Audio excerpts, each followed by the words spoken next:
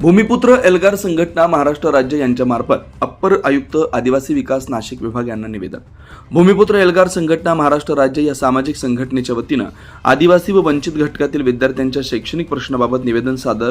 पंडित दीनदयाळ उपाध्याय योजनेअंतर्गत आदिवासी विद्यार्थ्यांना शैक्षणिक सुविधा मिळाव्या त्या उद्देशानं शासनामार्फत योजना राबवण्यात येते। मात्र सदर योजनेतील पीओ अप्रूव्हल मोठ्या प्रमाणात विलंब होत असल्यानं विद्यार्थ्यांना अनेक अडचणीला सामोरं जावं लागतंय। त्यामुळे आमच्या प्रमुख मागण्या पंडित दीनदयाळ आहेत। दीनदयाळ योजनेअंतर्गत पात्र विद्यार्थ्यांची पीओ अप्रूव्हल तात्काळ मंजूर करणं। अप्रूव्हल न झाल्यामुळे विद्यार्थ्यांचे शिष्यवृत्ती अनुदान थांबलंय, शिक्षणावर प्रतिकूल परिणाम होत आहेत। अनेक विद्यार्थ्यांचे डीबीटी खातं असूनही अप्रूव्हल अभावी रक्कम जमा होत नाही। याबाबत त्वरित कारवाई करण्यात यावी। संबंधित महाविद्यालय विभागीय कार्यालयानं स्पष्ट सूचना देऊन प्रलंबित प्रकरणाचा तातडीने निपटारा करण्यात यावा।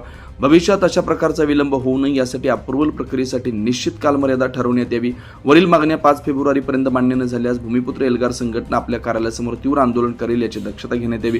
याबाबत निवेदन देण्यात आलं। यावेळी उपस्थित भूमिपुत्र एल्गार संघटना महाराष्ट्राचे नाशिक जिल्हा प्रभारी मुरलीधर कनोजे, संघटनेचे पदाधिकारी, विद्यार्थी वर्ग मोठ्या संख्येने उपस्थित होते।